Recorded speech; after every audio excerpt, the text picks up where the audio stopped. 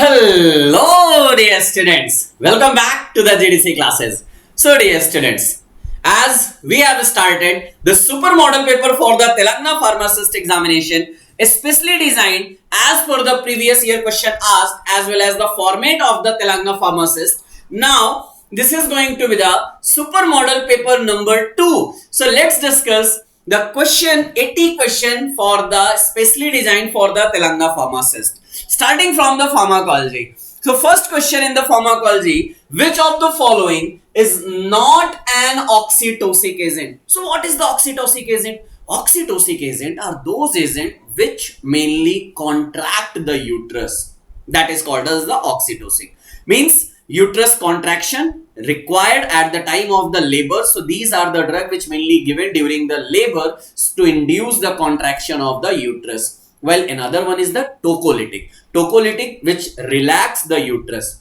Here, oxytocin, yes, it's oxytocin. All the prostaglandin causes contraction of the uterus, and even 𝘂𝙀𝙎𝘾𝙄𝙎, not ergotamine, but 𝘂𝙀𝙎𝙾 also causes the contraction of the uterus. But here, orciprenylin, that is the isoprenylin derivative, which is not an uterus contractile agent, it's a uterus relaxing agent. So it's a tocolytic, not a oxytocic agent. Correct? So here oxytocic agent which stimulate the uterine contraction. These are the drug: posterior pituitary hormone, oxytocin, desaminooxytocin, ergot derivative, 𝘂𝙀𝙎𝙾, methyl-𝘂𝙀, prostaglandin derivative, and ethacridine with the quinine. These are also the uterus contractile agent. Correct? Next question. M1 selective antagonist used in the treatment of peptic ulcer.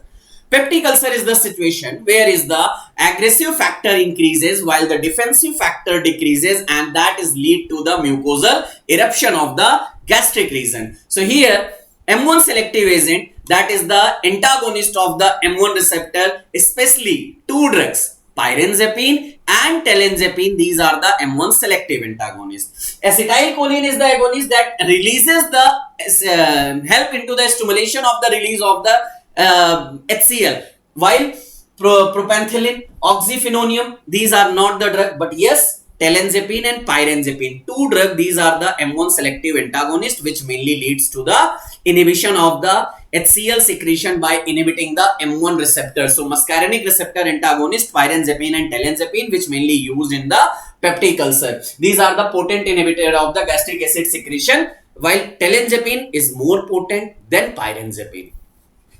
The anesthetic agent, which is an inhibitor of the NMDA glutamate receptor under the anesthesia.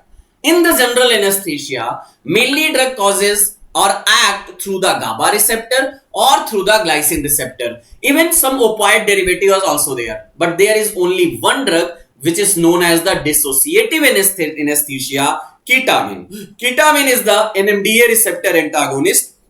So here right answer is the ketamine, while thiopentol, that is the barbiturate derivative acting through the GABA receptor, halothane acting through the glycine receptor, sevoflurane, isoflurane, ether derivative, these also act through the glycine receptor, while NMDA receptor antagonist, that is the ketamine only, which is also called as the dissociative anesthesia because it also lead to the amnesic action.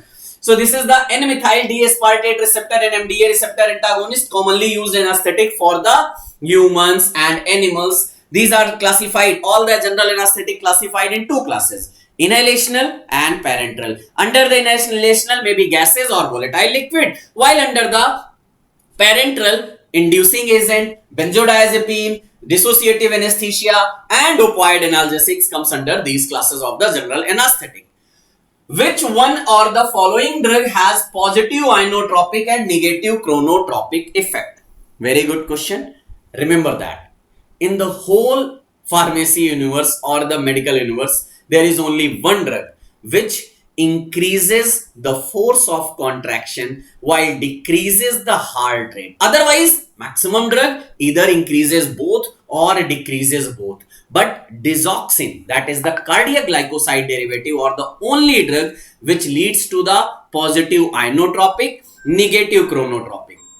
So the right answer is the digoxin. What is the meaning of inotropic? Inotropic means force of contraction and chronotropic means heart rate. If any drug is stimulated the force of contraction, that is called as the positive inotropic, while if any drug decreases the force of contraction, called as the negative inotropic. Similar, for the positive chronotropic means increases heart rate, negative chronotropic means decreases heart rate, and cardiac glycoside class drug are the only drug which causes the positive inotropic while negative chronotropic effect, that is the digoxin, and that's why it have the major use in congestive heart failure.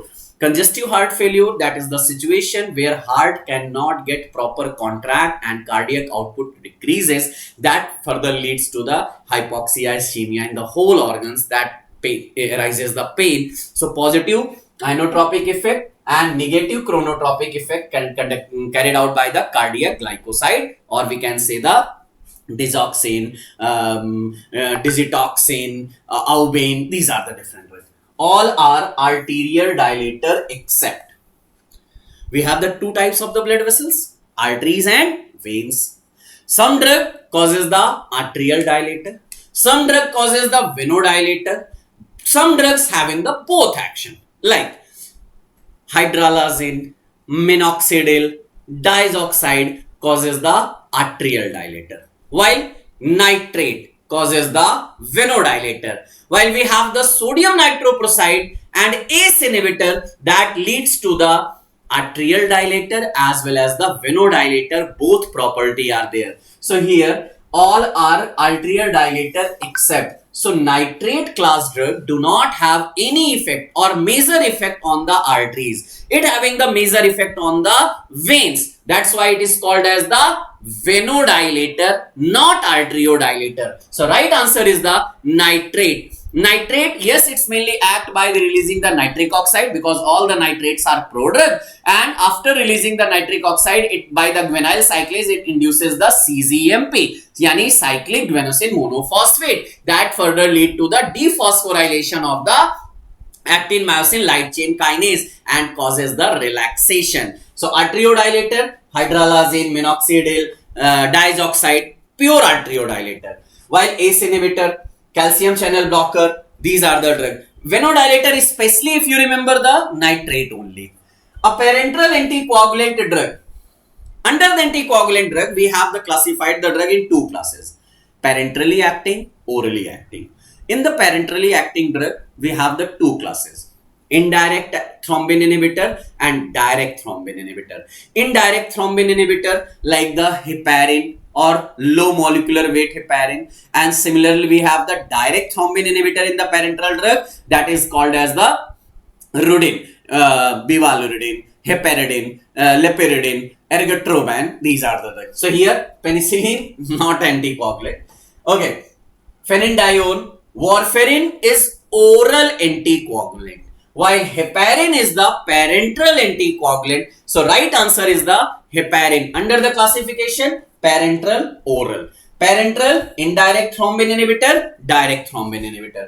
Indirect thrombin inhibitor, heparin and low molecular weight heparin like enoxaparin, rivaparin, nodraparin, parin, adreparin, all the parin class drug are here. While direct thrombin inhibitor, bivaluridine, heridine, lepidine and ergotroban, these are the indirect thrombin inhibitor, comes under the parenteral. Correct? Next. Narcotic cough suppressant used to relieve the cough. No doubt, codeine, �々-codeine, these are the narcotic drug. While dextromethorphan, or we can say the noscapine, these are the non-narcotic derivative that having the anti-suppressant activity. So here the correct answer is the codeine. If we come under the classification of the cough, under the anti-suppressant, under the antitussive classification, we have mainly opioid derivative: codeine, �々-codeine, ethyl morphine. Non-opioid derivative: noscapine, dextromethorphan and clofedienol. Antihistaminic, we having the chlorpheniramine, diphenhydramine, promethazine and pulmonary receptor desensitizer, that is the pernoxydiazine, that is the pulmonary receptor desensitizer used as a antitussive. Antitussive agent are those agents which mainly suppress the cough center. That's why it have the major effect or major use in non-productive cough. That's why called as the in the dry cough antitussive are mainly used. All of the following are indirect thrombin inhibitor except recently we have recall it heparin derivative. All the parin like heparin, like parin, these are the indirect thrombin inhibitor. While ergotroban, pyridine, lepyridine, bivalirudin, these are the direct thrombin inhibitor under the parenteral classification. While oral classification, we have the direct thrombin inhibitor, which is called as the dabigatran acrylate. One and only one drug is there, that is the direct thrombin inhibitor. But here, the class according to the option, we can select ergotroban, pyridine, lepyridine. These are the drug which comes under the direct thrombin inhibitor. All of the following are stimulant purgative except bisacodyl, castor oil, senna, liquid paraffin. All are the stimulant purgative except. This is the very important. Stimulant purgative are those agents which mainly stimulate in our GIT, and that's why it have the major action in the constipation. But here all these three drugs comes under the stimulant purgative into the different classification, but liquid paraffin is not a stimulant purgative. Here is the classification.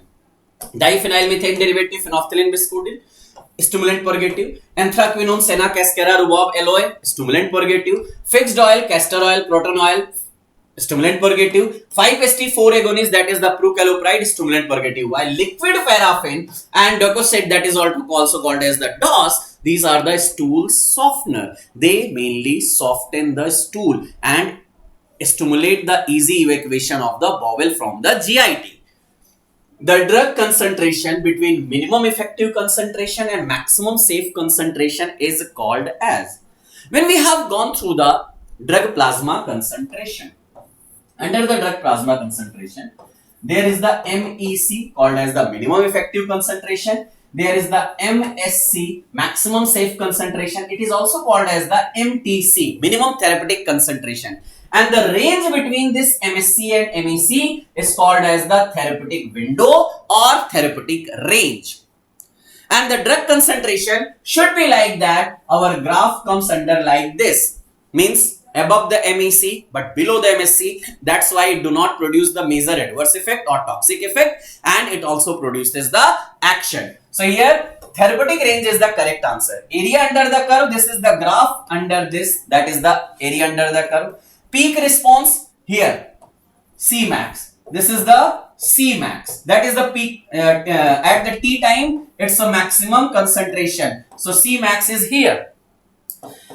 Pharmacological response, that is the another one. So correct answer is the therapeutic range or therapeutic window. This is the distance or the difference between the MEC and MSC. So remember all the words. Which of the following is a PGP inhibitor? Para-glycoprotein inhibitor. P-glycoprotein inhibitor called as. P-glycoprotein, there is a protein present in our cells, all the cells. That is the protein which mainly responsible for the efflux of the any drug from the cell. From the cell, any drug can be effluxed out by the P-glycoprotein. So here, amiodarone, disopyramide, amphetamine and warfarin. Here is the P-glycoprotein inhibitor, one and only one, amiodarone, because that is a P-glycoprotein inducer. Firstly here, P-glycoprotein is an important protein of the cell membrane that pump many foreign substance out of the cell. Here, inhibitor of P-glycoprotein, amiodarone, abrocitinib, azithromycin, that is the camatinib, carvedilol, and clarithromycin, lapatinib, that is the neratinib, osimertinib, and posaconazole. While inducer is the carbamazepine, phosphenityne, phenytoin, rifampicin, Steven-Johnson's wort. These are the inducer of the P-glycoprotein. Drug of choice for the treatment of sleep worker disease. Sleep worker disease, there is a specific word given for those person who actually work in the different cycles of their daily schedule. Like sometimes they act in the morning, sometimes in the afternoon, sometimes in the evening, or at the late night. So their sleep get disturbed. So to make their awakefulness, there is the modafinil, that is the amphetamine drug, is mainly given to balance this sleep disturbance. So correct answer is the modafinil is drug is the given for the sleep worker disease. That's why narcolepsy, modafinil, different type of the disease and their drug of choice, like cyanide poisoning, nitrate, atropine poisoning, physostigmine poisoning, atropine, morning sickness, that is the hydroxylamine is given, hypothyroidism, levothyroxine. So different type of drug are given at the different situation. Cholinergic drug, which act by decreasing in level of CMP and also due to the opening of potassium channel, is very good question, but very simple answer. As all of you remember, mainly there are the 5 type of the muscarinic receptor: M1, M2, M3, M4, M5. Out of these, odd number M1, M3, M5. These are the GQ protein mediated that will lead to the IP3DAG generation and further there increase calcium ion and leads to the contraction. While even number M2 and M4 act through the GI protein in the GPCR, means they decreases CMP concentration. Means any drug which act as the agonistic in M2 and M4, that will have this type of the property: inhibition of the CMP and opening of the potassium channel. Come here, oxytremorine, tremorine, oxytremorine. These are the M1 agonist, so it cannot be there. Next, methacholine, M2 agonist. So yes, it's a correct answer. Bethanecol, that is the M3 receptor agonist, so it cannot also be there. And DMPP, that is the nicotinic receptor agonist, so it can also not be there. So right answer is the methacholine, that is the M2 receptor agonist, present mainly on the heart and leads to the inhibition, that is the bradycardia, causes methacholine in the heart when this drug is given. Correct? A sympathomimetic amine which increases the force of contraction but reduces the heart rate. Sympathomimetic amine means sympathetic drug, increases the force of contraction but reduces the heart rate. There is the very less chance. Here is, as we have already discussed this type of the question under the digoxin, but here no digoxin option is there. Then what we can do? Epinephrine, norepinephrine, phenylephrine, isoprene. So isoprene and phenylephrine cannot be there.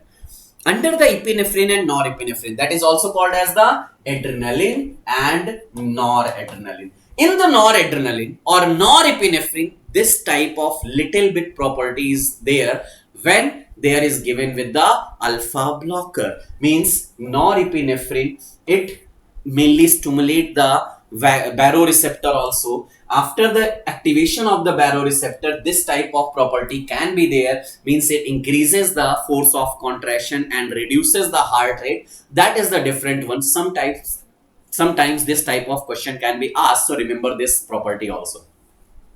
Which of the following anti-Parkinson drug directly activate the dopaminergic D2 receptor in the stratum? There are 4 major drugs, that is the D2 agonist act in the Parkinson: bromocriptine, pergolide, ropinirole, pramipexole. So what are the option here?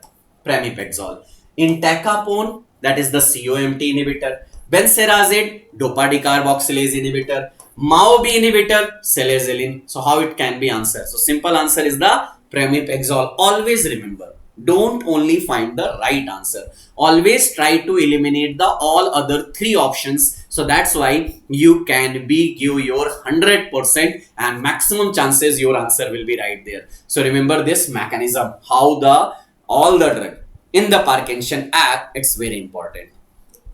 Which of the following drug is alpha glucosidase inhibitor? Alpha glucosidase inhibition can leads to the decreased absorption of the glucose from the GIT into the blood. So there are mainly 3 drugs: acarbose, voglibose, miglitol. So simply we remember, boss never give tall. What we remember trick? Boss never give toll. Toll means toll plaza. Yes, charges. Pioglitazone, rosiglitazone, that is the different thiazolidine diones derivative. Miglitol, correct answer. Metformin, that is the biguanide derivative, AMPK activator. Neteglinide, that is the meglitinide class drug. So our correct answer is the meglitol. So if you just remember the classification of the oral hypoglycemic agent, you can easily find out the answer of this type of the question. So always work firstly on your classification. Try to remember that with the easy tricks, mnemonic, shortcut, how you can remember easily. That is the most important. Okay, next question from the human anatomy and physiology. First question is there. Which type of cells line blood vessels? So first thing what comes in our mind? Blood vessels, that's a hollow organs. So in all the hollow organs, smooth muscles are there. So we can easily answer that smooth muscles, but it's a wrong answer. Sir, why? Because here muscles or tissue is not asking in the question. Here the question is the cells. So in all the type of the hollow organ, there is the squamous epithelial cells are present. Correct? Under the epithelial tissue, there is the squamous epithelium tissue is there, which is lined, means tissue is made up of by the cells, correct? A group of the cells of the same function. So that's why squamous epithelium is the correct answer. Connective tissue, that's the blood. Smooth muscles in the hollow organ. Columnar epithelium, that responsible for the secretion. So our correct answer is the squamous epithelium. Single layer of squamous epithelium cells underline the endothelial cells in all the blood vessels and lymphatic tissue. So that's the correct answer. What is the name of the iron containing protein that gives red blood cells their color? Wow, wow, wow, wow. Red blood cells have which type of the iron containing compound? Simple answer, hemoglobin, sir. Yes. In the red blood cells, hemoglobin that having the iron containing compound means that causes the red color of the red blood cells. So yes, its main function is the transportation of oxygen. In the last video, we have discussed hemoglobin can transport 4 molecules of oxygen in once. Pulse pressure means, you know the systolic pressure?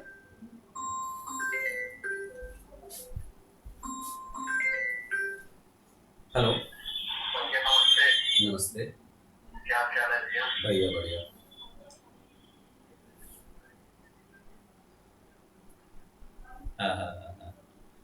नहीं आज बस अभी आज खत्म होने वाला है जुलाई उम्मीद है कल से सेटरिंग काम शुरू होगा हाँ अभी 1 हफ्ते का टाइम नहीं अभी सेटरिंग में लगेगा फिर तब उसके बाद फिर देखते हैं बताते हैं हाँ हाँ हाँ हाँ ठीक है संडे तक एक राउंड मारिएगा फिर देखते हैं हाँ।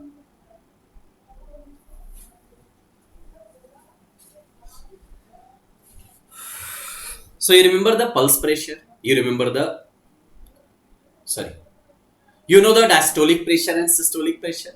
Yes, 120 systolic, 80 diastolic. And the difference between this systolic and diastolic is called as the pulse pressure. So pulse pressure is not systolic or diastolic. It's a difference between systolic and diastolic pressure.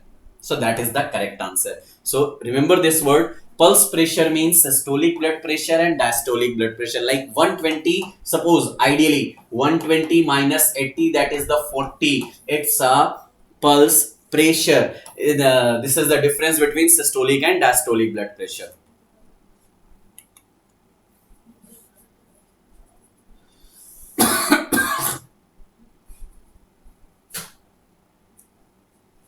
Next, which part of large intestine stores the temporary feces? Means fecal material temporarily stored in which large intestine part?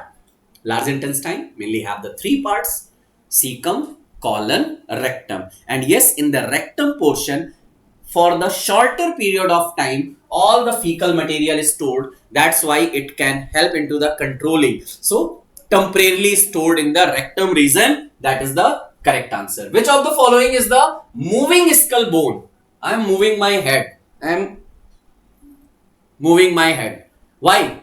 Due to the mandible. Yes, due to the mandible bone. Femur present into the thigh. Atlas, that's not a part, that is the surrounding. Tibia fibula, you know very well. So correct answer is the mandible, which is responsible for the easy moving of your head. So the only bone that can move is the mandible of the skull. In the skull, only mandible can move. Otherwise, all are the fixed bone. The urinary bladder has openings to the urinary bladder where it's open. So from the kidney, all the fluid stored in urinary bladder, and from the urinary bladder through the urethra, through the urinary meatus, or we can say the urethra, it moves further. So urethra and uterus is the correct answer. So in the male there is some different parts, and in the female there is some different parts. So here is the urethral region opening. That is the correct answer from the urinary bladder. From the kidney to the urinary bladder, that is the uterus. Left and right uterus will be there. Which of the following hormone is responsible for ovulation? Menstrual cycle, ovulation are there. LH and FSH hormone have the different type of the action in that cycle.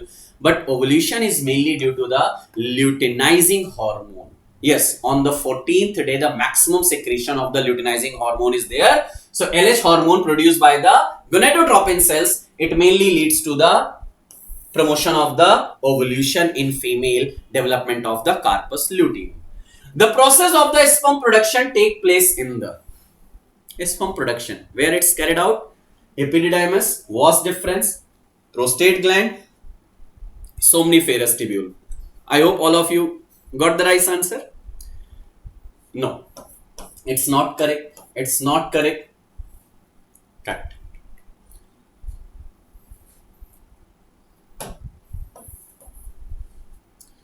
So I hope you all got the right answer.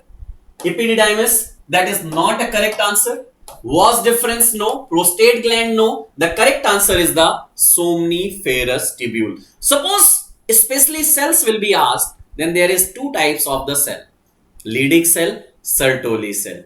You comment your answer in which cell, either leading or in the Sertoli cell, where actually sperm production carried out. But right answer is the seminiferous tubule, where this type of the sperm production are carried out under the testicles. Okay, from the jurisprudence 8 question are there. The Education Regulation 1991 prescribed practical training for registration of pharmacist 500 hours. Yes, practical training 500 hours is the correct answer. And for the diploma students, or we can say their curricular training, that is the 250. But here practical training is 500 hours. That is the correct answer. So not less than 500 hour practical training should be there for the registration. Who is the chairman of the Drug Technical Advisory Board? In the Drug Technical Advisory Board, there are total 8 type of the ex officio member. Out of that, Director General of Health Services. Yes, Director General of Health Services are the chairman. Don't remember the Drug Controller of India. Yes, many time of the question got confused. But DGHS, Director General of Health Services, is the correct answer. And what are the different 8 types of the DTAB ex officio member? President of PCI, President of MCI. Drug Controller of India, Director General of Health Services, and Director of the Central Drug Laboratory, Director of the CDRI, Director of the CRI, Director of the IVRI. So 4 directors are there, 2 president are there, and next we have the Drug Controller of India also is there. So total 8 member: DGHS, Director of the Central Drug Laboratory Kolkata, Director of CRI, Director of IVRI, Director of the Central Drug Research Institute Lucknow, MCI President, and PCI President. Total 8 members are there. That is the correct answer. The Poison Act, 3rd September 1919. Remember this especially. In the 1919, 3rd September is the correct answer. Many time this question asked directly, so remember it as such.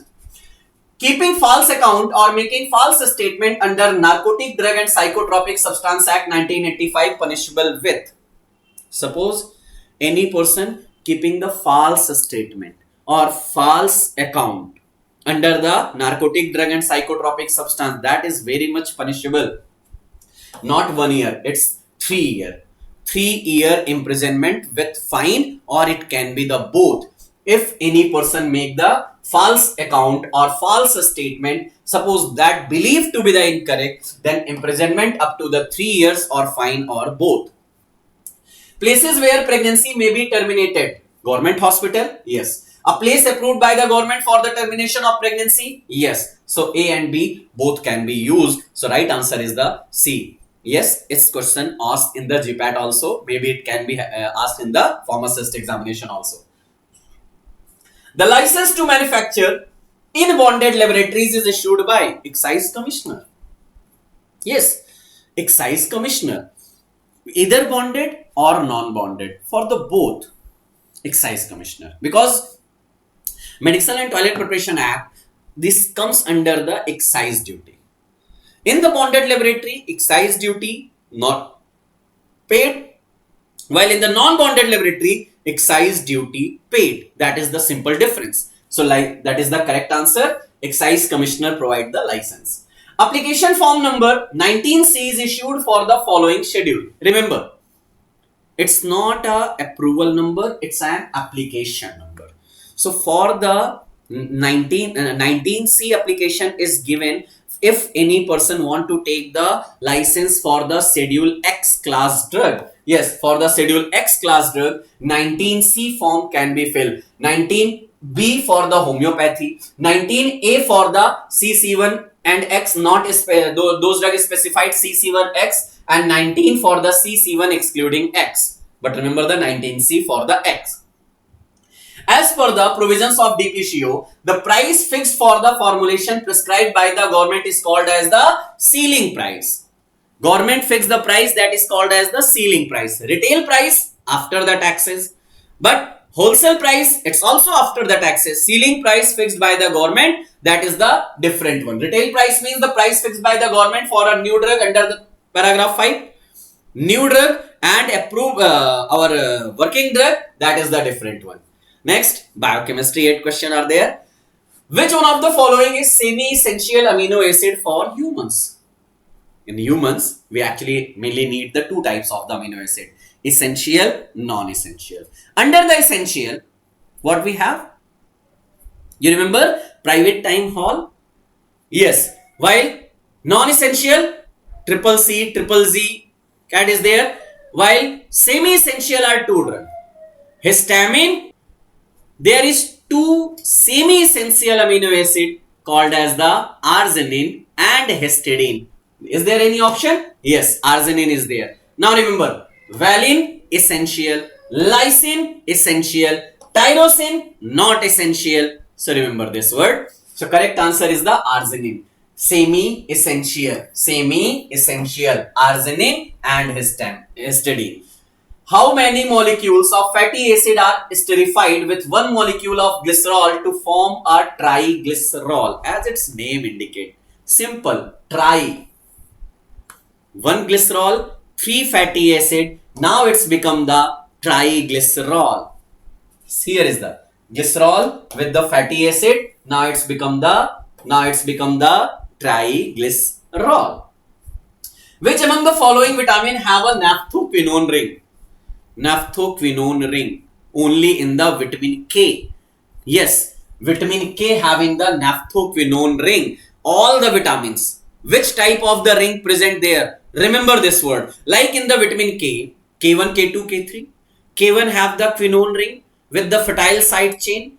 K2 that having the menaquinone name is there, that have the prenyl side chain, while K3 do not have any type of the chain called as the menadione. Remember this word. Fatty acid in the body are mostly oxidized by beta oxidation. And remember, in each cycle, how many ATP can be produced by the beta oxidation? That type of the question asked, like palmitic acid, oleic acid, how many ATP can be produced in the different cycles. So remember this type of the, like from the palmitic acid, 8 acetyl CoA, 7 FADH and 7 NADH. So total ATP you can now count. 𝙂𝙎𝙎 disease due to the cadmium.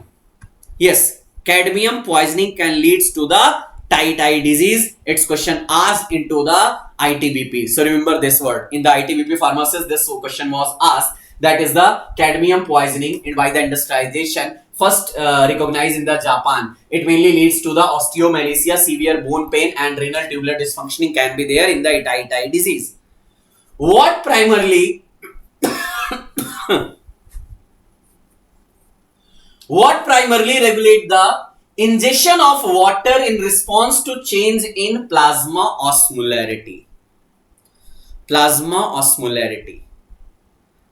What primarily regulate the ingestion of water in response to the plasma osmolarity? Liver function, kidney function, hypothalamic control center, or pancreatic hormones? The correct answer is the correct hypothalamic control center. Like suppose hypothalamus responsible for the water thirst center present in the hypothalamus. So hypothalamus, which having the thirst center, that regulate the ingestion of water. So the question was asked indirectly, where actually the thirst center are located. The correct answer is hypothalamic control center. So that's why it leads to the ingestion of the water in control to the plasma osmolarity. Which of the following technique is commonly used to amplify DNA sequencing?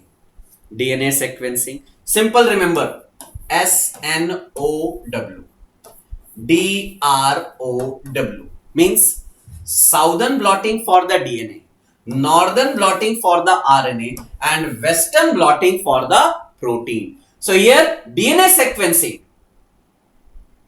DNA sequencing. That's not a sequencing. Like DNA identification, southern blotting can be used, but actually in the question there is a different word. Which of the following technique commonly used to amplify DNA sequence? That is the PCR, polymerase chain reaction, can be correct answer. So one word is the different. Polymerase chain reaction mainly used in the genetic engineering for the amplification of the sequencing of the DNA molecule.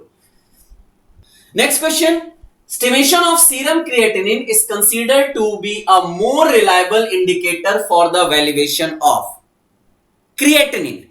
Yes, creatinine is used for the kidney function test, mainly identification of the proper kidney functioning. So that is the correct answer. So these are the 40 questions from the pharmacology, HAP, jurisprudence and biochemistry. Remaining 40 questions from the different subject. All the faculty can be carried out. So how's the response and how you got the question? If you have improved your knowledge, please put your comment in the comment box so we can get the motivation. Let's see the first question. The first question is, organization of hospital includes which services? In the organization of hospital, we have different services.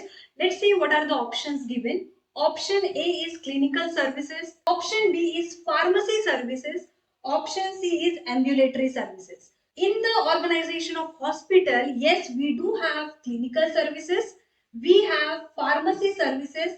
We have some ambulatory services. Apart from this, we also have some nursing services.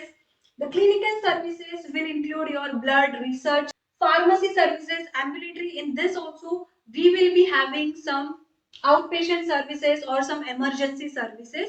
For the 41st question, option D has to be the right answer because organization of hospital includes all of these services. So yes, option D is the right answer. That is all of this. It includes all of the services in the organization of hospital. So let's see the classification of the chart of organization of hospital. In the executive, in the finance, then we have hospital administrator, we have development, and then we have some public relations. Clinical services, which will include your blood bank, clinical laboratories, some research laboratories.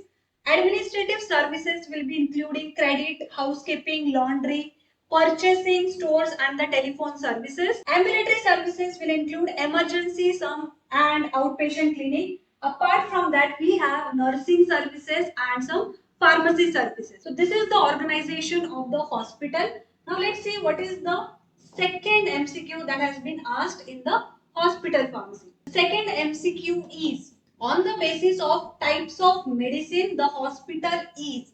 Okay, the basis of there are different categories. Okay, option A is allopathic hospital, option B is ENT hospital, option C is kidney hospital, option D is cancer hospital. Let's see whether this allopathic comes under types of medicine. Yes, allopathic comes under types of medicine. Apart from that, we have Ayurvedic medicine, we have Unani system and everything. Option A is the right answer, which is the type of medicine. You see, these are related to the organs, these are related to some kidneys and the cancer and the ENT hospital.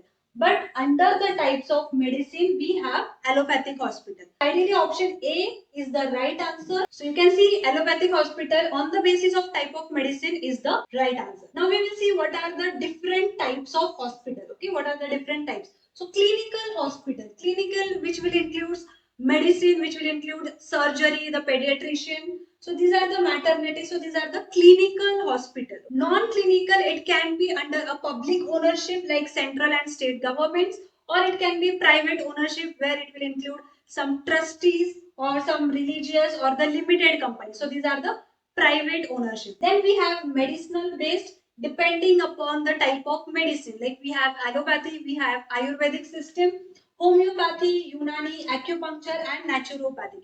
These are the type of hospital which is based upon the medicine. Then we have size based, depending upon the number of patient, depending upon the number of bed size, we have large, medium and the small. Then the last category is regarding the cost. So we have elite, budget, private and some teaching. This comes under cost based hospital. So this is the category or this is the classification of hospital depending upon different categories. Now let's see what is the next MCQ in the hospital pharmacy. The next MCQ is minimum how many times in a year? Minimum how many times in a year Pharmacy and Therapeutics Committee meetings are held? That is nothing but PTC, Pharmacy and Therapeutics Committee. That is a PTC. Okay. So it should be held in 4 times in a year. Whether it should be held in 6 times in a year. Option C is 12 times in a year, or option D is 3 times in a year. Okay. So basically the PTC committee has to be held 6 times in a year. Okay. So it has to be held 6 times in a year or as and when required. Okay. So minimum it should be held 6 times in a year. So 6 times is the right answer. It should be held 6 times in a year. So Pharmacy and Therapeutic Committee should meet regularly at least 6 times in a year or as and when required, depending upon the requirement. The committee can invite its meeting persons within or outside the hospital. It can be in the hospital or it can be outside the hospital, who can contribute specialized or unique knowledge and the skill judgment which is required. Okay, so it should be held at least 6 times in a year. The next question is hospital formulary consists of. Hospital formulary consists of. Okay, so basically it is a list of something. What is that list? Option A is list of surgical instrument, option B is list of drugs, option C is list of patients, or option D is list of hospital staff. Formulary indicates it is nothing but the list of drugs. Okay, so option B is the right answer. That is nothing but the list of drugs. So hospital pharmacy, it includes list of drugs. Okay, hospital pharmacy formulary includes list of drugs. So option B is the right answer. That is list of drugs. Hospital formulary, it is a hospital's formulary. It is a constantly revised list of pharmaceuticals and medication. That is nothing but drugs. Okay, it can be a list of drugs used in hospitals by medical staff and some important information that will give current clinical judgment of the medical staff. Okay, so this is nothing but list of pharmaceuticals and medication which is used in the hospital. Next is advantages of complete floor stock system. Okay, so what are the advantages that has to be included in complete floor stock system? Option A is required drugs are especially available. Whatever the drugs are required that are specially available minimizes the returns of medicine to pharmacy, reduction in patient prescription order, or all of this. Complete flow stock system, it includes all of the advantages, including the whatever the drugs which are required. Then it will also reduction in the return of medicine and reduction in patient prescription. These are all of the advantages that has to be included in the complete flow stock system. So option D is the right answer. So apart from that, we have the drugs are readily available for administration. That is the one advantage of complete flow stock system. Minimum returns of the drugs, reduced inpatient prescription order, reduction in the number of pharmacy personnel which is required, easy and prompt delivery of the required drug. So it includes all of the advantages under your floor stock system. Okay, it is a complete floor stock system. So all of the advantages are included. The next MCQ is the DIC gather. The DIC gather, that is Drug Information Committee, gather information from what sources? Okay, so basically what are the sources comes under DIC? Okay, option A is a primary source, option B is tertiary source, option C is secondary source, option D is all of this. Okay, so from where the information comes for the DIC, that is Drug Information Committee. Okay, so basically the information comes from all of this. Okay, like for example, if it is a primary source, it will come from the research area. Although the tertiary information is not obtained directly, but it includes primary, secondary and tertiary. Okay, so option D is the right answer. So option D is the right answer. Now let's see from the primary source. So the information originates from the research and development, that includes the thesis, dissertation, journal articles. These are the primary source from where the information can be collected. Then you have the secondary source. This is the original source of information. Okay, so ideally it has to be modified and rearranged by a certain person and then by the author. For example, formularies, we have pharmacopoeia, textbook and some review articles. Okay, so that comes under your secondary source. Tertiary source means they will not address the problem directly but act as a pointer where it can be found. For example, encyclopedias, dictionaries. Okay, directly they will not tell us about the problem, but definitely they will help us to identify where it is going wrong. Okay, so that is a tertiary information which includes your encyclopedias and the dictionary. Okay, so this comes under your primary, secondary and the tertiary source. Next MCQ is DIS. Okay, so DIS stands for, option A is Drug Implementation Services, option B is Drug Information Services, option C is Drug Information Standard, option D is Drug Intensive Services. Okay, so basically DIS will be having, DIS is nothing but the information. Okay, DIS is nothing but the information. So it will include all the drug related information. So DIS stands for the Drug Information Services. Now what kind of drug information? So what is the pharmacological activity? What is the therapeutical activity? This all information is collected in the DIS. So that is the Drug Information Services. It is any objective, scientifically derived or the documented data. Okay, it can be in any of the form or knowledge having the information which is gathered regarding pharmacological, regarding toxicological or the therapeutic use of the drug.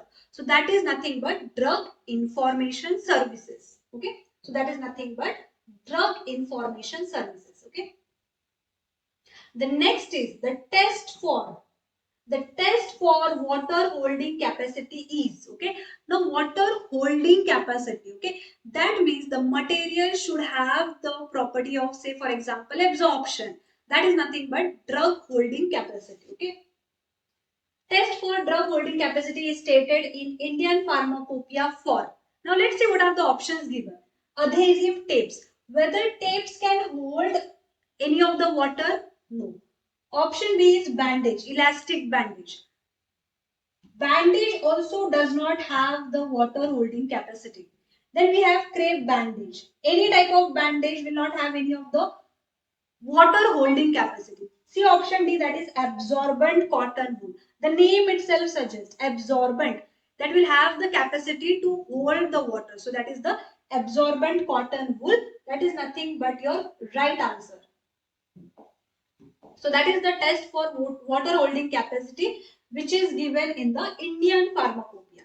Which is given in the Indian Pharmacopoeia for the absorbent cotton wool. That is given for the absorbent cotton wool.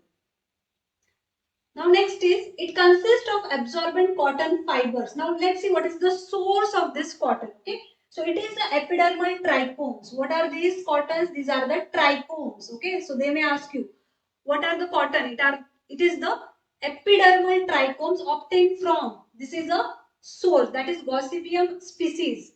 Okay, Gossypium species. It is used for cleaning and swabbing wounds. We are using the surgical cottons, cleaning and swabbing the wounds. Test for water holding capacity is stated in the Indian Pharmacopoeia for the absorbent cotton wool. It has the capacity to hold certain amount of water. To what extent, that is given in the Indian Pharmacopoeia. Okay, so that is the test that we have to remember for the absorbent cotton wool. Okay, now let's see what is the next MCQ regarding pharmaceutics. Okay, so these are all of the questions that is for the hospital pharmacy. Now one of the important subject, that is pharmaceutics. We will see what are the questions from the pharmaceutics.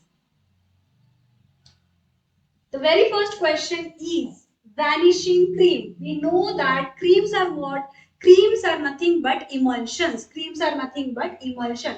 Depending upon the type of cream, it can be O by W type of emulsion or W by O type of emulsion. Now what question they have been asking? Vanishing cream is. Vanishing means what? It has the disappearance. That means whenever you will apply the vanishing cream, it will evaporate. Okay. So option A is oil in water type of emulsion. Oil in water type of emulsion. Option B is water in oil type of emulsion.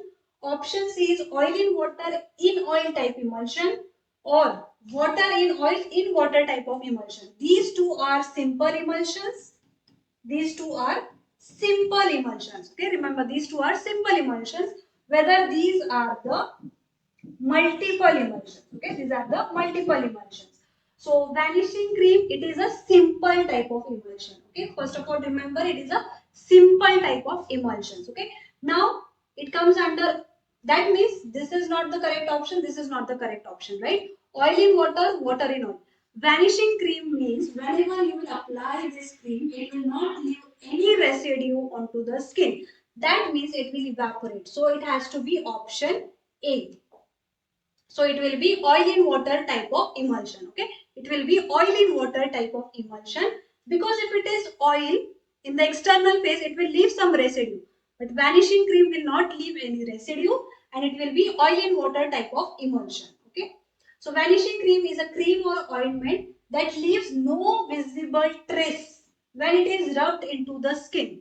When you are rubbing it, it will not leave any kind of visible trace. It is oil in water type of emulsion. Okay, what is the composition? It contains potassium, ammonium, sodium stearate with water.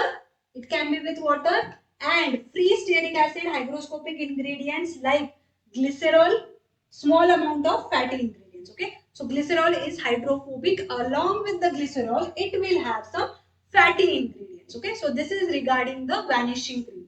It is a type of O by W type of emulsion. Okay, remember this. This is a O by W type of emulsion. Next is, who among the following is referred to as father of Indian pharmacy? Okay, so who is referred to as father of Indian pharmacy? If you know, you can let me know in the comment section. Option A is M.L. Straub. Option B is Ashima Chatterjee. Option C is R.N. Chopra. Option D is H.G. Khorana. Okay, so yes, very good. I think everybody knows this answer.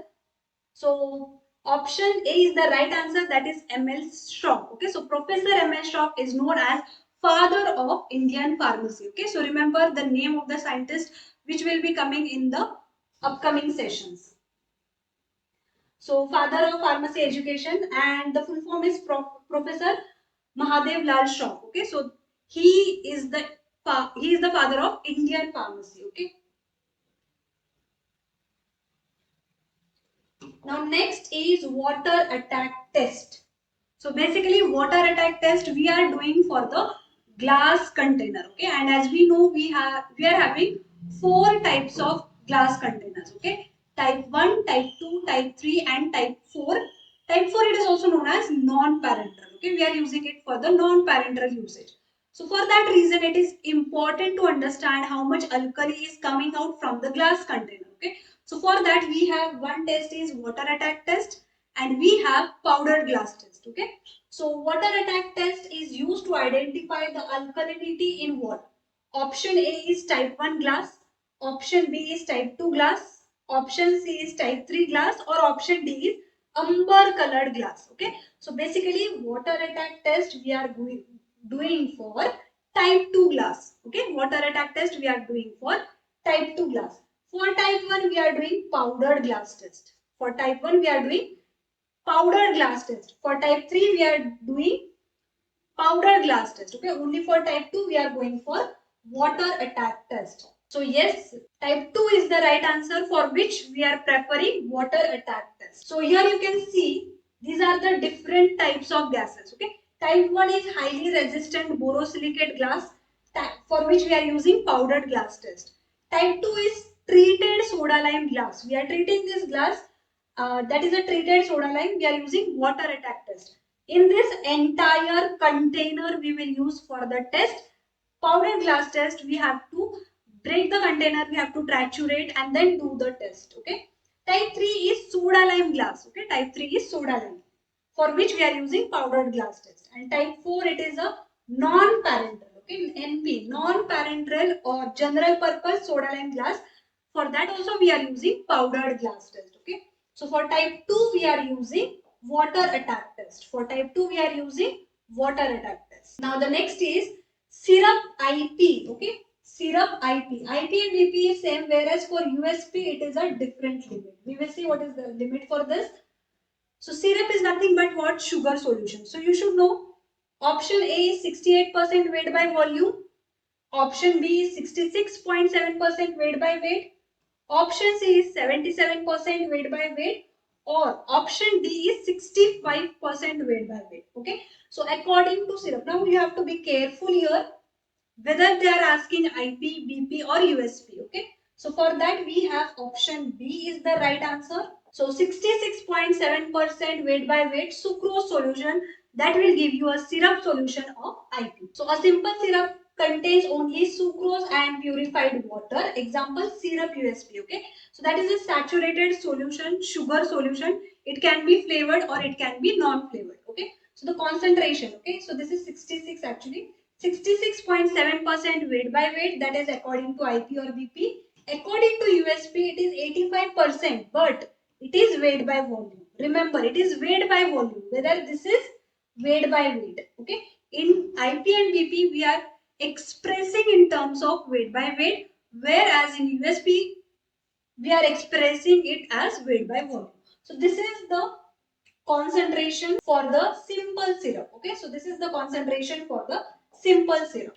Next we have flocculated suspension. Next we have flocculated suspension. Okay, now basically in case of suspension we have flocculated suspension and deflocculated. Flocculated means what? They are the loose aggregates. They are the loose aggregates of the suspension. Okay, and deflocculated means what? They are not the aggregates.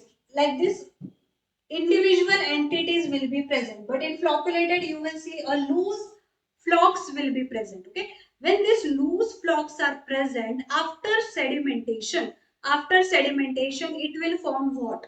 Option A is hard cake, option B is loose cake, option C is no cake form, or option D is all of this. Okay, because we have seen already that it is forming some loose aggregate, it will lead to the formation of loose cake, and because of this loose cake it will be easy for resuspension. Okay, means whenever a patient will shake the bottle it will be easy for its suspendability or redispersibility. Okay, so this is the difference. Flocculated means they are the loose aggregate of the suspension of the particles, whereas deflocculated, D means there are no flocculated particles are present as single entities. Okay, particles are present as single entities.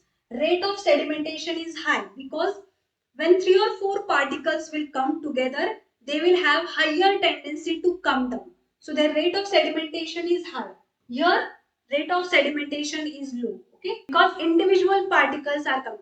Just remember the example. If sugar powder is there and there is a lump of a sugar, definitely a lump of sugar will go very fast as compared to the powder. Okay, so similarly here, sedimentation is formed rapidly, it will form slowly. Sediment can be easily redispersible because whatever the cake will be formed, that will be a loose cake, that will not form a hard cake, and it will be easy for redispersal.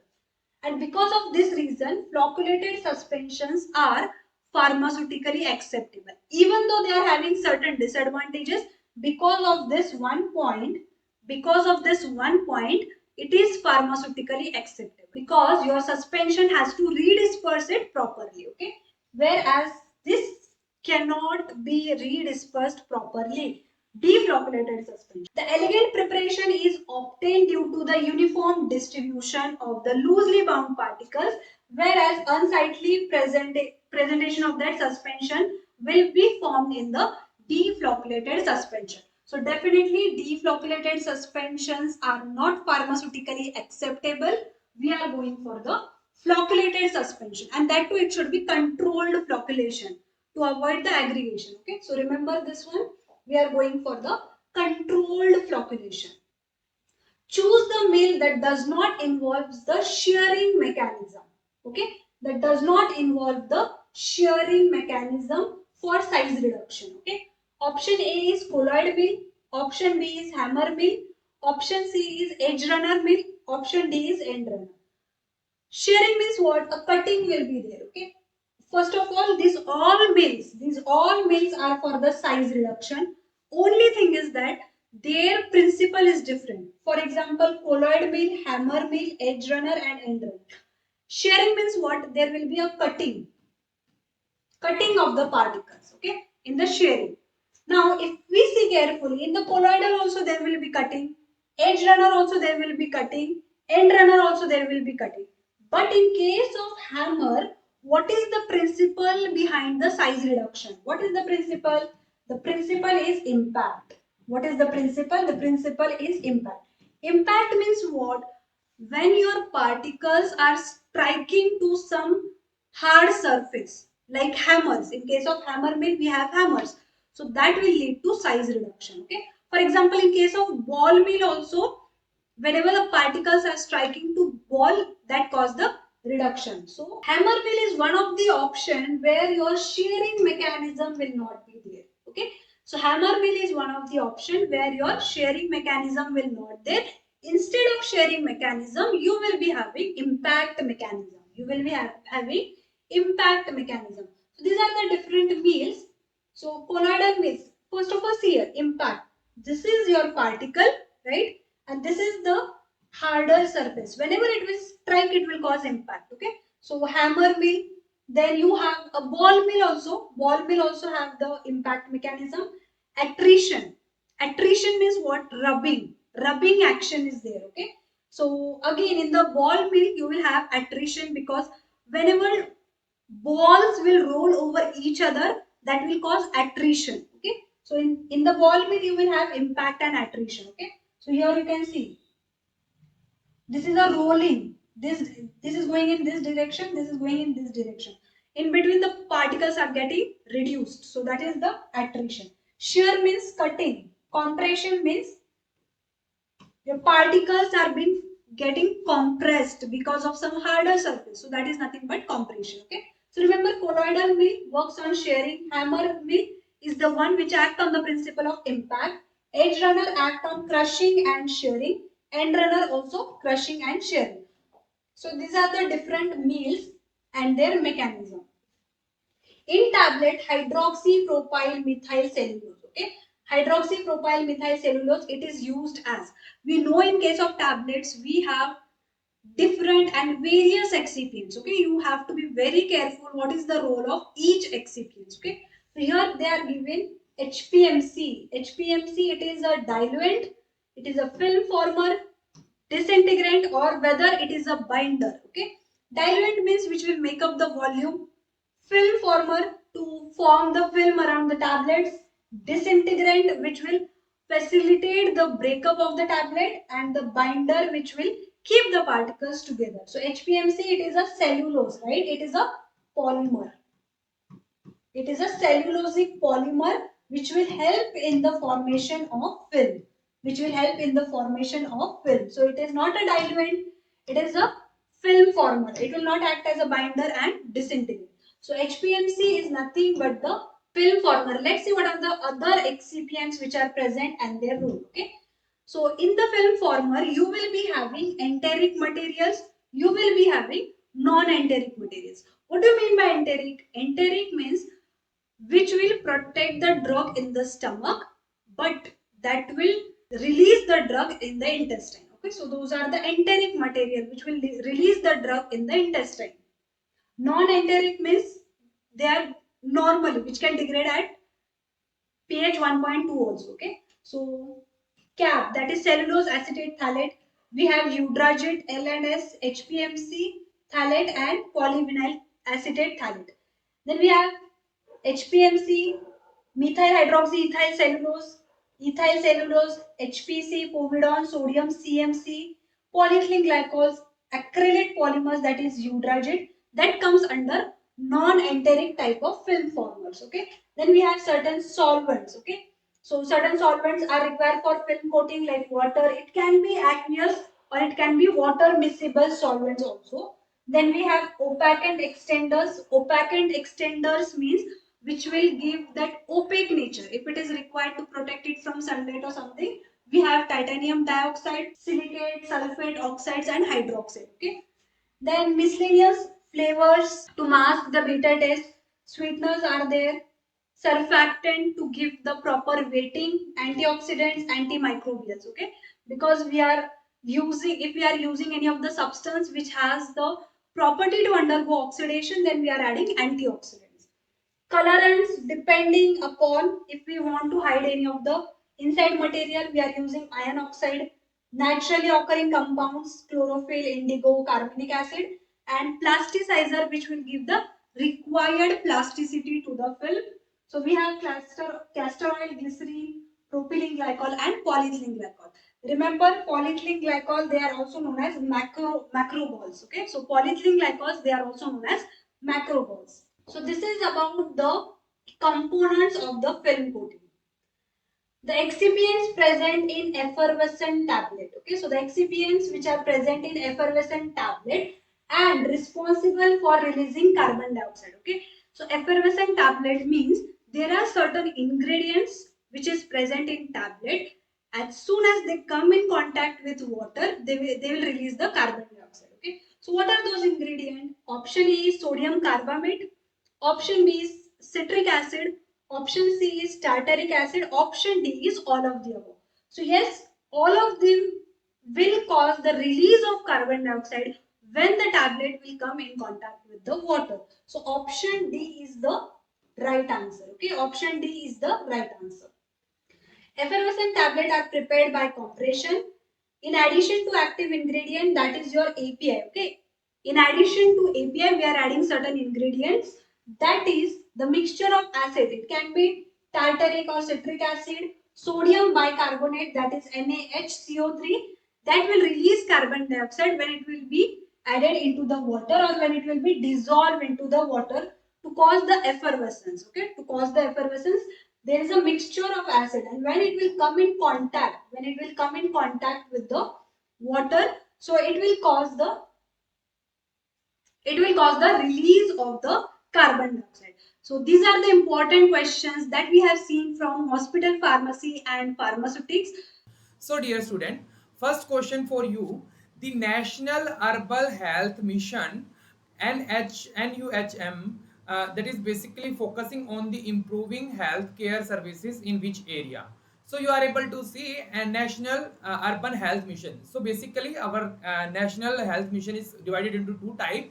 One is urban and second is rural. So basically urban is here. So it is very simple that it is dealing with the urban area, that is focusing on the improving of the health service in the urban area. So National Urban Health Mission, that is primarily focusing on the improving the health service in the urban area, and like urban area face unique health challenges due to the factors such as they are having a high population density, rapid urbanization is there, inadequate infrastructure as the people are moving from the rural area to the urban area for the resources, or we can say for the economic benefit. So national urban health missions aim to address these challenges and improve the health outcomes of urban population through the targeted intervention strengthening the urban health.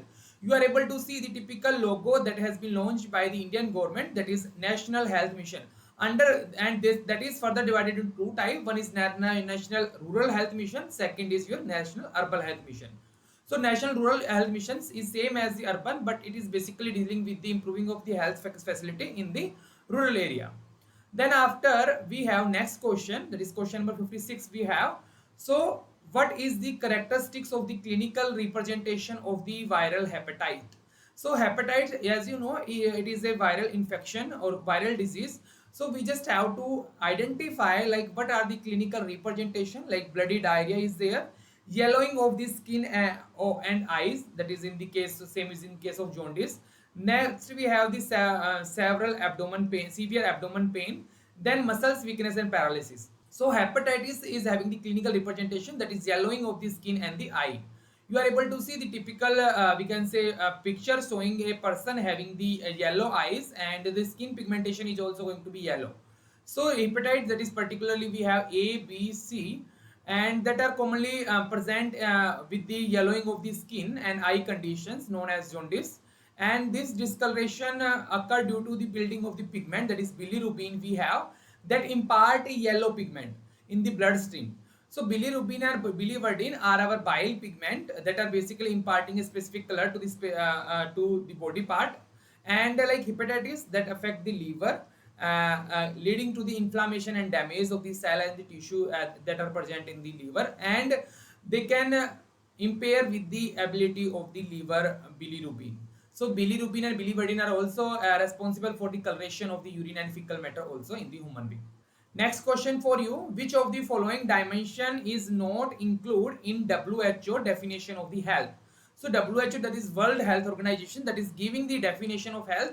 Health is nothing like that, like sir, I am sitting very well and I am good and everyone is appreciating me, like you are good, doing very good in your life. No, self observation is compulsory in a student life. Self observation is compulsory, means like you just have to observe that are you spending your lots of time in a like nonsense things, or where is your time is going to waste, or how you can take more and more time for your studies. But don't be in the self doubt. Being a student of GDC and being a human being, you don't have a self doubt. Self doubt is nothing like maybe I will select or not, maybe I will wake up early in the morning or not, maybe I will be late or not, maybe I will read or not, I don't know ki I can do this or not. No, this and not and may, that is not the word that you have to use. As you had taken the birth in a human being, or we can say in the body of human being as a human being, so success is your birthright, and just being a observer, you just have to observe and try to take more and more time for your study. It is not like that ki sir, I will do it tomorrow, I will do it a day after tomorrow, overmorrow I will do. No, you just have a mindset that every day is the last day, today is the last day for your preparation, and tomorrow will be your examination. With this mindset, you just have to prepare. Got it? So same is in the WHO, that is World Health Organization, giving the health definition that it includes the physical health, like our body part are moving so well, like our mental well-being, are we having any type of stress, anxiety, depression, schizophrenia, as well as the spirituality, are we are connecting with the god, or we are having some spiritual knowledge or not. So these are included in the WHO definition, whereas the social well-being is also included, but occupational well-being is not included according to the definition of the health that is given by the WHO, that is World Health Organization. So these are the few aspects, like physical health we have, that consists your physical integrity, that is both structural and functional level, and it shows the organ that is working physically, automatically and physiologically. Then after the mental health, or we can say it's a state of balance between the individual and surrounding world, and a state of harmony between oneself and the other. Then after mental health, we have the social health, and health is the result not only receiving the medications but also the society that integrate growth, including its culture, economics, education, social and political aspects. Then after social health, we have the spiritual health. Spiritual means like we are like Hindus, we have Muslim, we have Sikhs, so Christian is there. So everyone have the spiritually well-being known about all the things out about the supernatural forces that is present in the nature also, and everyone have the knowledge of the Ayurveda. Next after, which of the following is not an applications of epidemiology? Which of the following is not the application of epidemiology? Means first it is telling about disease of surveillance, okay. And next, development of new pharmaceutical drug, okay. Investigation of the outbreak, okay. Then we have the evaluation of the healthcare intervention. Please do reply fast. So epidemiology doesn't include the development of the new pharmaceutical drug. It is basically the disease surveillance in the population, investigation of new outbreak that is come into health sector, and evaluation of the healthcare intervention. So epidemiology, that is primarily focusing on the studies and disease pattern, that is or risk pattern or their prevention and control within a population. So epidemiology, that is we can say, maybe we can count like it can we can say inform the new development by the identification of the disease pattern. Like in the COVID-19, epidemiology like help us like in the now in the upcoming few months, few year, there is a great increase in the COVID-19 patient. So we just have to prepare a new stock or of paracetamol, remdesivir, amphotericin B. Then we have to prepare the 𝘂𝙀𝙎𝘾 vaccines also. So it can not directly, but we can consider that it is an application of the epidemiology, or we can say it can help. Next, we have which of the following term describe a disease that is constantly present in a particular geography.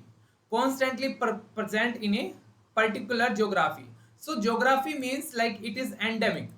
Endemic means, or we can say first we have the epidemic. Epidemic means like the occurrence of the disease in a community or region that is in excess of the normal expectancy. The reason that is in excess of the normal expectancy is your epidemic.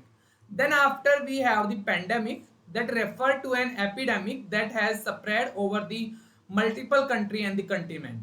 So pandemic, that is basically refer to an epidemic that has spread over the multiple countries and the continent. Then after we have the endemic, that refer to the constant presence of the disease within a particular geographical area of the population. Endemic means that is constant, like a disease that is constant in a geographical region or in a population. Like you are able to see the three dummy diagram, that is endemic means particular area like all over the country but in a small area. Then epidemic, like pandemic, first we have that is all over the geographical area that include a wide variety or we can say multiple countries. Then epidemic we have in a particular area. Then endemic means particular geographical region, like in this region, in this region, this region, this region, few regions. Epidemic means like only specific for a particular reason. Pandemic means all over the, like COVID-19 pandemic is there, smallpox pandemic is there, we can say 𝘿𝙬𝙎 is there in the southern country. Got it? Pandemic means that is all over the world, or we can say mostly country are affected by the disease. Then after the next question, whooping cough is caused by bacterium. Whooping cough. So student, you just have to remember about the whole the disease causing agent like typhoid, pneumonia, tetanus, hepatitis, influenza, AIDS. So all the virus and bacteria that are causing the disease, you just have to remember.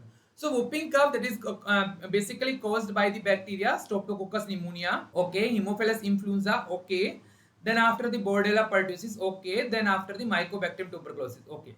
So whooping cough, that is caused by the bacteria that is Bordetella pertussis. So whooping cough, that is also known as the pertussis, and is a highly contagious respiratory disease or infection that is caused by the bacterium that is Bordetella pertussis.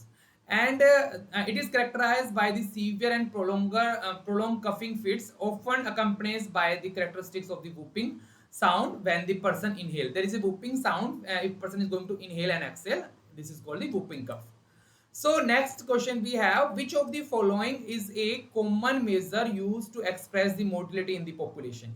Motility of the population, you know very well, motility of the population, that is measure about its motility rate. So I don't think like there is any need to think about this. Student, in the examination you will get few questions on that particular question. You just have to use your presence of mind. As first question we had started, National Urban Health Mission.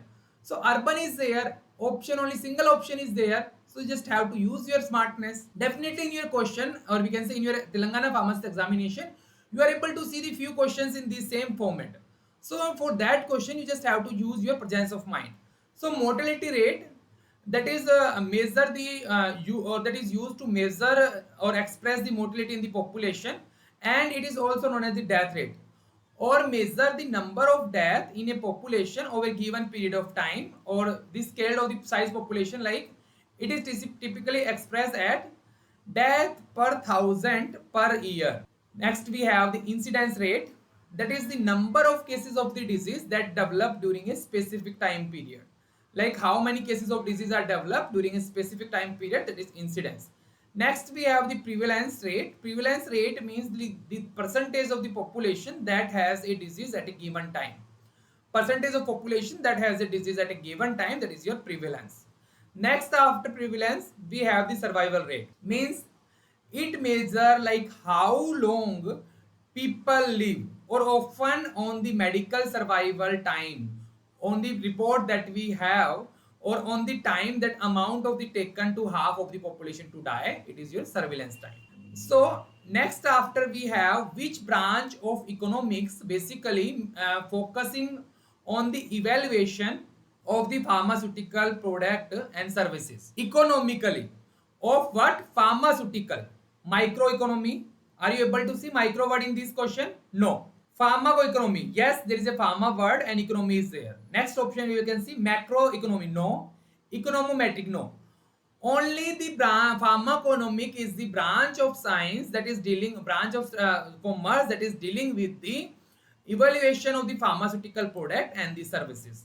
So it is a branch of economics or commerce that specifically focus on the evaluation of the pharmaceutical product and the services, and it include by the pharmacoeconomic we can access the cost and the outcome that is associated with the use of the drug, and it is aimed to provide the decision marker with the information regarding the cost effectiveness, their efficiency and value of the pharmaceutical interventions that help to guide the resource allocations and healthcare policy and decision also. Then student, we just done with the social pharmacy question. Now I am going to plan with the pharmaceutical chemistry question. So dear student, you just have to be a patient's mindset and you just have to watch. Before starting with this part, you just have a thoughts like your selection is sure selection. You are the only one that is going to be select, and I can say you just have a big dream, then you will definitely get the big. It doesn't mean like you just are dreaming like just lying on the bed and like thinking, oh definitely I will get the selection, or oh I am short I have been selected in the Telangana Pharmacist Exam. No, you have a big dream or big like it's a great thought you have, but side by side you just have to do hard work for the same. Side by side you just have to plan your day in a very disciplined way. Got it? So first question of your chemistry, that is one of the following is an iron in storage protein. So iron, that is we can say present in the storage form. We have the option transferrin, ferritin, cytochrome and none of the above. So student, you know iron that is absorbed from the body from the duodenum part. From the duodenum part of small intestine there is the absorption of the iron, and we can say ascorbic acid and HCl that is required for the absorption of iron. So there is a contraindication if the person is taking iron supplement, he or she don't have to take the proton pump inhibitor, ranitidine and any antacid. So antacid or any proton pump inhibitor antihistaminic drug is not to be given to the patient that is already taken the iron supplement. Got it? So ferritin, that is the storage form of the iron, and Iron, as you know, it is essential minerals and required in the body for the we can say much of the iron in the body found in your RBC, that is red blood cells. Dietary source of iron include your egg yolk, liver, yeast, dry fruits and dry beans. So distribution of iron in our body, like hemoglobin consists of the 66% of total iron. Next after the storage, that is ferritin and hemosiderin, that is consist of 25% of total iron. Myoglobin, that is the muscles protein, that is containing the 3% of the total iron. Then after the parenchymal iron, or we can say enzyme, that is consisting of the 6% of the total iron. So this is the distribution of iron in the body. Next after, like, we just have to find out the structure of the cisplatin. So cisplatin, that is basically the anti-cancer drug. So cisplatin is having the structure containing the two amine group and two chlorine group. So this is the typical diagrammatic representation having the formula, that is diamine dichloroplatinum. So CDDP. One is your DPP, then it is like CDDP, means cis diamine dichloroplatinum. So it is a platinum coordinates complex or alkylating agent, and given by intravenous route and having the nausea and vomiting as a side effect, and it is most reactive, and it is most we can say effective platinum DNA. So cisplatin, that is an anti-cancer drug. Student, you just have to go through the classification of the pharmacology. Either it's from the anti-cancer, chemotherapy, hematinics, endocrinology, autocoids. Just have to remember all the things. Cisplatin cause the nausea and vomiting, so we can give the drug like chemotherapy induced vomiting we can do on ondansetron type of drug. Got it? Next question. Apparatus used for mass production of O2 is. So O2 mass production, we can use this apparatus. First we have the Hofmann electrolysis apparatus, okay. Then we have the cementation apparatus, okay. Sedimentation apparatus, that is basically used to calculate the size of the particle. Gadget apparatus we have for the arsenic limit test. So cementing apparatus is also for the cementing purpose. So we have the only single option, that is Hofmann electrolysis apparatus. So this is the typical diagrammatic representation of the Hofmann electrolytic apparatus that is used for the production of O2 by doing the electrolysis of the water. So basically water is taken, then a current is passed from and it moves from the cathode to anode, and there is a evaluation of the oxygen gas at the anode. Oxygen gas are evolved at the anode, and whereas the hydrogen gas are evolved at the cathode. Got it? So industrial production contain 100 million ton of O2, and that are excreted from the air for industrial uses annually by two primary method. Like the most common is by fractional distillation. Very important. One more question. Fractional distillation of the liquefied air with nitrogen, and second we have the distillation as a vapor while O2 is left as a liquid. So fractional distillation of nitrogen and liquefied air with nitrogen, and then we have the distillation of the vapor while O2 as left in the as a liquid. Then we have the next question. Which type of ring is present in the cyclophosphamide? So cyclophosphamide is again the anti-cancer drug, and it contains the ring like it contains the oxaphosphorin ring that is present in the cyclophosphamide. You are able to see the typical diagrammatic representation. So cyclophosphamide is also belonging from the alkylating agent, as we have the cisplatin. So it is a nitrogen mustard compound used in the treatment of myeloma, lymphosis, leukemia, mycosis fundosis, neuroblastosis, ovarian androcarcinoma, retinoblastoma, as well as the breast carcinoma. So you just have to clear about the cyclophosphamide. Is it prodrug? What are the we can say active metabolite of cyclophosphamide? MESNA is given, and what is the side effect of the we can say cyclophosphamide? How we can cope up from the side effect of the cyclophosphamide, which we have to give as with the cyclophosphamide. So you just have to clear about a specific topic or specific concept of a question. Next you have like assay of CO2 is based on. Assay of CO2 that is based on. So you just have to remember this. That is very important. Or sometimes this question was asked in the previous state examination. So just have to remember that assay of O2 is based on the absorption of 50% KOS solution. For what? KOS solution, their absorption up to 50%. Got it? So this is a fixed amount, like fixed concentration, like there is an absorption of 50% of KOH in the solution. So same is like this is a fixed we can say data. So in the same way you just have to fix your aim, like what exactly you want to see yourself in the upcoming 2 to 3 year. So please fix your aim and then work for them. Got it? Aim means like you just have a very planned way, like you are have Telangana examination, then after any state vacancy is there, so in which field you want to go, and then you have to prepare, and always you are having a one backup plan, or we can say plan B. You always have be there. Choose multiple option but having a single goal or single dream you have. Got it? So carbon dioxide, that is we can say stored in a metallic cylinder. Very important question, that is painted as a gray, and formula that is CO2, and should be scintillated on the shoulder of the cylinder, and a assay that is done by the absorption of 50% KOH.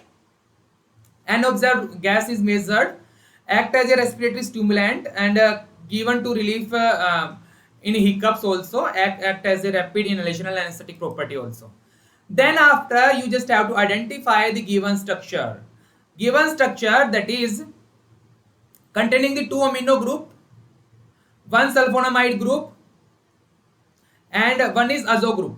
So that is the structure of prontosyl dye. So prontosyl dye, then first we have the PABA, that is para amino benzoic acid. This is the diagrammatic representation of prontosyl having the 2 amino group, 2 benzene ring is there. Sulfadiazine is having the pyrimidine ring. Then sulfamethoxazole is also having the isoxazole ring.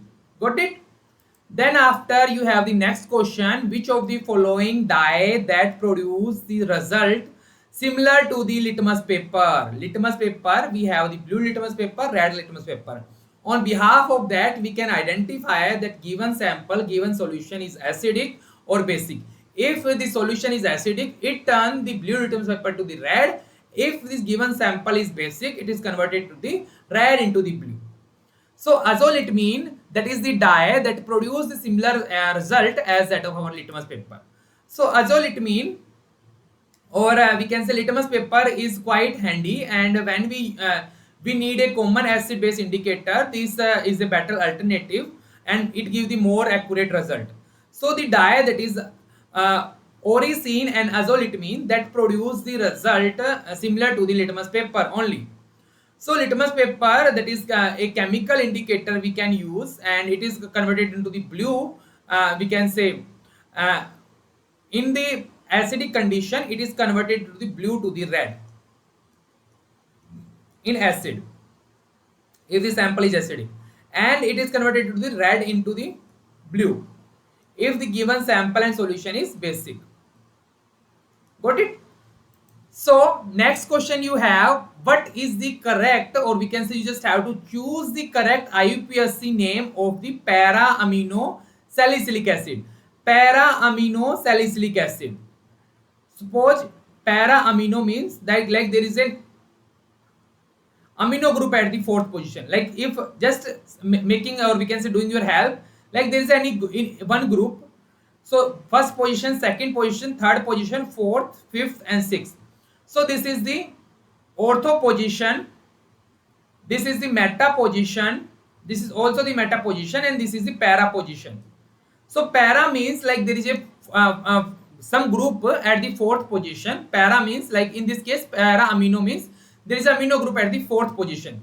So it is 4-amino 2-hydroxybenzoic acid. That is the correct name, or we can say the name of para amino salicylic acid, containing the acidic group at the 1st position and OH group at the 2nd position, whereas 4th position occupied by the amino group. So dear student, we just had done with the social pharmacy and pharmaceutical chemistry. So You just have to watch this video completely. Please write a comment if you are having any doubt. If you are just this video are helping you to clear your doubt, then it is act as a boosting dose of us, or as a tonic also. So please watch the complete part, and just over to you, the next faculty. First question of this series. 𝙂𝙋𝘼𝙏 reagent is used to detect which of the following? Option A, ergot, B, belladonna, C, T, and D, cinchona. Okay. So 𝙂𝙋𝘼𝑚 reagent. So this is an important reagent. Okay. So which of the following is detected by the 𝙂𝙋 reagent? Option A, option A, ergot, B, belladonna, C, T, and D, cinchona. Okay. So yes, comment down your answers. We'll see what is the right answer in the comment box. Please post your answers. Okay, let us see the right answer. Option A is correct. Yes, undoubtedly. Van Erck, ergot. So this test is for identification of ergotamine. Okay, you can see the identification, the important identification test for ergot is Van Erck's test. Okay, Van Erck's test. That is Van Erck's reagent, which is and p-dimethylaminobenzyaldehyde, para-dimethylaminobenzyaldehyde with ergot powder gives you the deep blue color that indicates the presence of ergotamine or ergot alkaloids. Okay, Van Erck, ergot. Okay, try to remember like that pronunciation. Okay, so this is an ergot on the rye plant. Okay, so that's a test. So important test for the ergot is Van Erck. Next question. Eugenol is found in. Eugenol is found in. Please post your answers. Okay, come on. While I'm showing the question, while I'm going through the question, pause the video and just simply post your answers. Okay, try to analyze yourself. Okay, whether you are placing the right answer or not, please post your answer in the comment box. So, question is eugenol is found in option A, ashwagandha, B, gugul, C, tulasi, and D, bellona again. Okay, but I'll tell you one hint that the eugenol is an volatile oil drug used in all. So you can detect which of the following is a volatile oil drug. Okay, so you can simply eliminate two options here. One is ashwagandha and as well as belladonna because both are alkaloids, not volatile oil drug. So from these options, you should say what is a volatile oil drug and especially which drug contains eugenol. Come on, comment your answers. Okay, let us see the right answer. Option C, tulasi, because in this tulasi itself you can see about 0.1 to 9% is volatile oil because it's a volatile oil containing drug. But in this approximately 70% is eugenol is acts as a chief constant. Okay, eugenol is the chief constant about 70%. Apart from that, carvacrol 3% and eugenol methyl ether is about 20% and another chief important constant is carfilin. Okay, so simple option is C, that is tulasi. Tulasi contain volatile oil like eugenol. Okay, next question of this series. Cotton consists of hairs of the seeds of. Okay, cotton consists of the hairs of the seeds. Simply they are asking about what is the source of cotton, from which species we are getting the cotton. Okay, so that hair of cotton. So option A, Cymopsis tetragrammaton, B, Arachis hypoxia, C, Gossypium barbidans, and C, Saraca indica, and D, Saraca indica. Comment your answer. Okay, try to remember the species name because the species names also very important with respect to the drugs, especially crude drugs. Okay, yeah. So which of the following is a source for the cotton? I know you are going to post the answers. Let me check the right answer. Yes, Gossypium barbidans.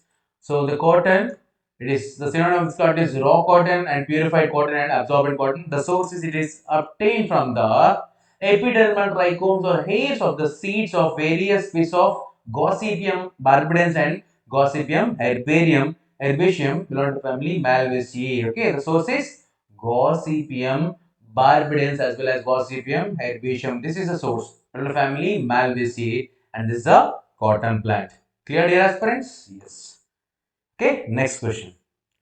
Like can be treated by like is the fundamental principle of yes. Like cures like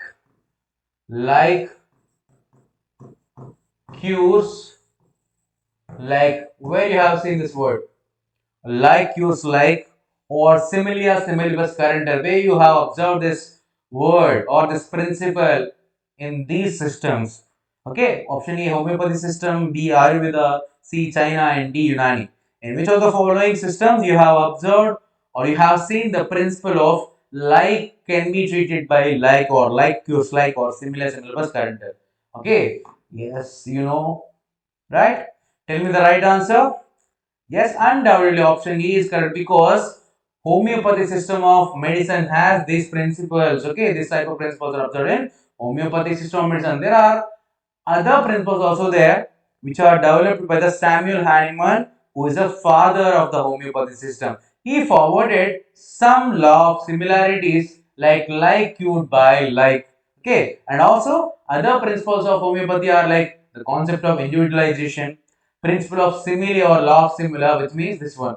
Okay, and also principle of minimum dose, law of proving, law of dynamization and dilution, law of vital force, acute and chronic disease, and direction for the cure. These are all the principles developed by the Samuel Hahnemann to assist and to develop the homeopathy system of medicine. Clear? Similia similibus currenter, or like cures like, is a principle observed or involved in the homeopathy system of medicine. Clear? So that's it.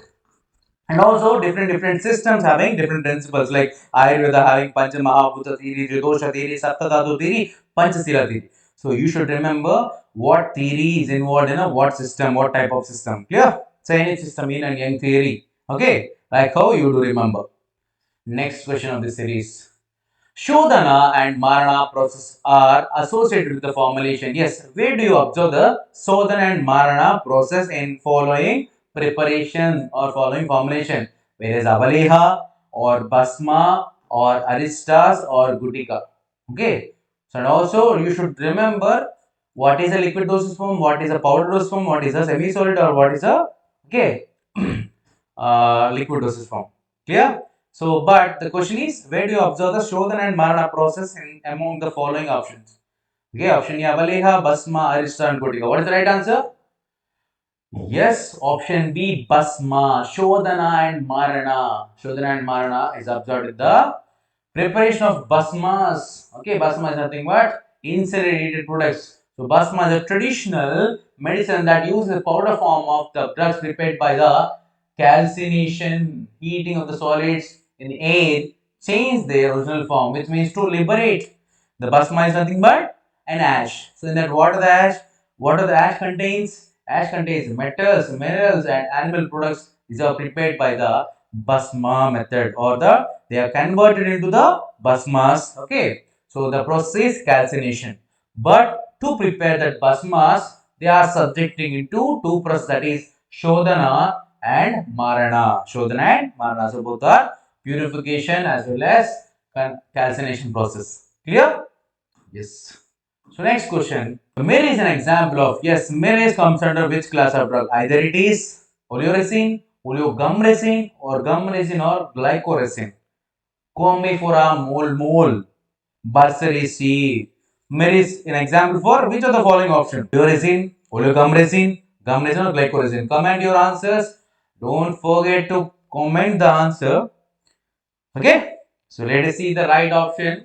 Yes, it is an oleogumresin. It is the best example for the oleogumresin. The myrrh is classified as an oleogumresin because it contains gum as well as resin as well as volatile oils. Okay, essential oils also there, non-water soluble compounds also there, water soluble compounds also there. So for that reason, okay, this combination, it acts as a both additive as well as aromatic properties. Okay, because of these things, it can have two properties, that is adhesive property as well as aromatic property. Clear? So simple. What we can say, myrrh comes under the oleogumresin. Next one. The which of the following is an example of cardiac glycosides? Which of the following is an example of cardiac glycosides? Okay. So let us see. What is about cardiac glycosides? Simple. You can simply identify, because there are different type of secondary metabolites are there. Aloe is oleogumresin. Okay. Vanilla and buckwheat. So try to remember what is a glycoside here, especially the cardiac glycoside. Do remember? Do identify Yes, undoubtedly, 𝙂𝙂 is the only best example. 𝙂𝙂, 𝘖𝐻 and 𝑛ux-𝜇, these are the cardiac glycosides. Okay, so here we are seeing the option called 𝙂𝙂, so that 𝙂𝙂 is a cardiac glycoside.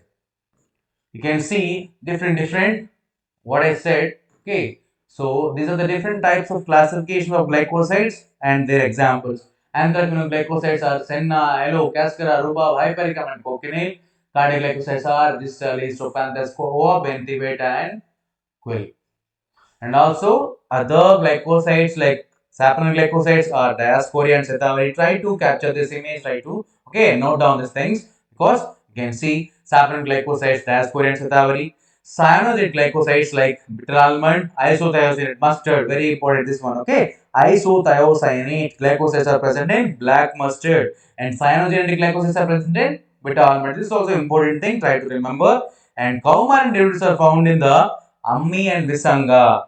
Okay, and flavonoid glycosides are present in ginkgo, whereas aldehyde are present in vanilla. It is also very important. Okay, vanilla. Aldehyde glycosides are present in vanilla, whereas steroidal, this is also important. Steroidal glycosides are present in solanum, whereas bitter glycosides are present in gentian, picrosia, and serrata, and other drugs. Okay, so the next one, that is 𝘿𝙂𝙎𝘾𝙐𝙎 test, is for yes, some identification, very important test like Murex-side, 𝘿𝙂𝙎𝘾, Banner test, okay, and some other test, better test, okay, Clones test, some specific name tests, specific name identification tests are very important. Try to remember those things. Okay, they are very important. So 𝘿𝙂𝙎𝘾 test is for which alkaloids? Either for ergot or tropane alkaloids or cardiac glycosides or anthraquinone glycosides.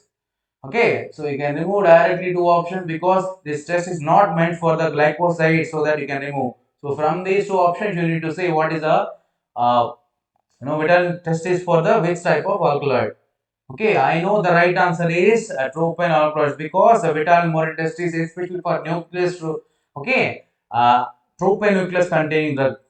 You can see 𝘿𝙂𝙾 test is to detect the tropane alkaloids. Okay, whatever the drug, if it is contains a tropane nucleus, that can be easily detected by 𝘿𝙂𝙾 test. In this, we used to add the tropane alkaloid, that is sample. To the sample, we need to add fumic nitric acid.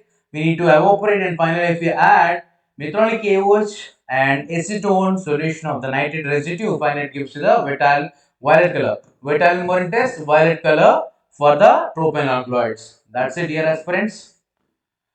And yes,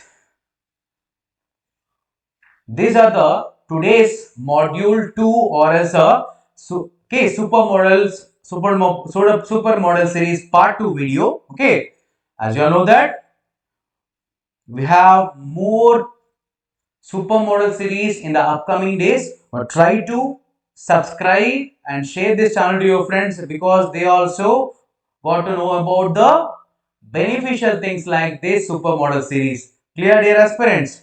I hope you enjoyed this video. We'll see in the next video, that is supermodel paper series 3 or model paper 3. Okay, so have a happy learning. Thank you. Have a great day.